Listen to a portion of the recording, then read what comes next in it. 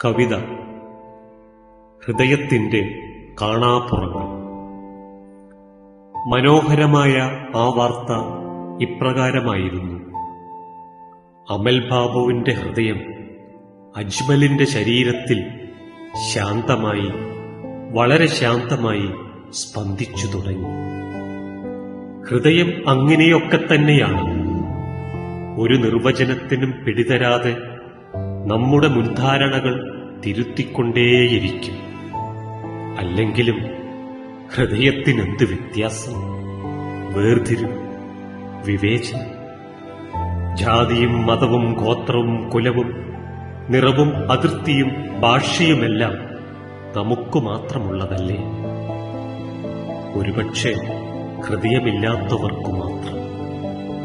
സൂക്ഷ്മമായി, വളരെ സൂക്ഷ്മമായി മനസ്സിന്റെ ആഴങ്ങളിൽ പരതിയാൽ ഹൃദയത്തിന്റെ കാണാപ്പുറങ്ങൾ വായിക്കാം.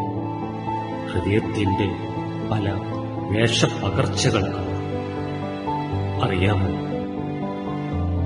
ഹൃദയം സ്നേഹാർദ്രമായി സ്പന്ദിക്കുമ്പോൾ രാജ്യാന്തര അതിർത്തികളിൽ തോക്കിൻ മുനകൾക്ക് മൂർച്ച നഷ്ടപ്പെടും.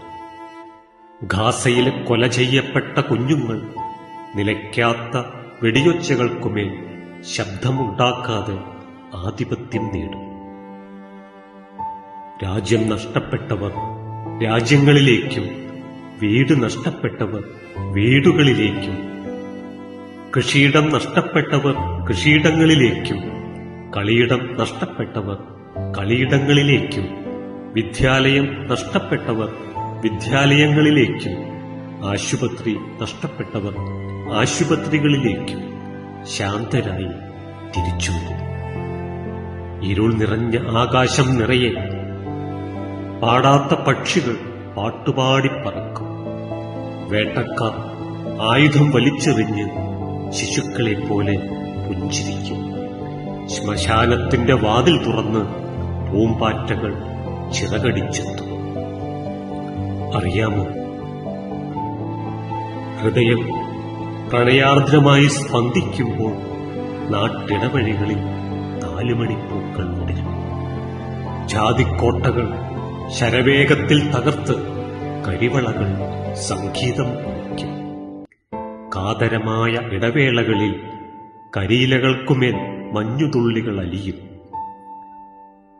അതിർത്തി ഭേദിച്ച് പറന്നെത്തും ഇണപ്രാവിനെ ഓർത്ത് ഹൃദയത്തിന്റെ വിറയ്ക്കുന്ന അധരങ്ങൾക്കായി ശ്വാസമടക്കി കാത്തിരിക്കും. കാത്തിരിപ്പ് ജീവിതത്തെ തരളിതവും മനോഹരവുമാക്കും. ബാഗ്-ഇ ബാബർ പൂന്തോട്ടത്തിൽ ചുവന്ന പൂക്കൾ വസന്തത്തിന്റെ വരവറിയിക്കും. വെറുപ്പ് ഘനീഭവിച്ച ഹൃദയം സ്പന്ദിക്കുമ്പോൾ ശാന്തസമുദ്രം ചാവുകടലായി പരിണമിക്കും. നരഭോജികൾ വേട്ടയ്ക്കിറങ്ങും. പാലസ്തീൻ, ഉക്രൈൻ, യമൻ, സിറിയ പേരുകൾക്ക് നീളം കൂടിക്കൊണ്ടേയിരിക്കും. അക്ഷരം തേടിപ്പോയ മുഖമില്ലാത്ത പെൺകുട്ടികൾ കാബൂൾ നദിക്കരയിൽ വെടിയേറ്റു വീഴും. കത്തുവയിൽ ദൈവത്തിന് അന്ധത ബാധിക്കും. സബർമതിയിൽ ഭ്രൂണം ശൂലത്തിൽ കോർക്കപ്പെടും. യുദ്ധം, ദാരിദ്ര്യം, നിസ്സഹായത, പാലായനം, ജീവിതം ദുരന്തത്തിന്റെ നേർക്കാഴ്ചയാണ്. അറിയാമോ, ഹൃദയം കരുണാർദ്രമായി സ്പന്ദിക്കുമ്പോൾ ചോദ്യങ്ങൾ മനസ്സിനെ അസ്വസ്ഥമാക്കിക്കൊണ്ടേയിരിക്കും.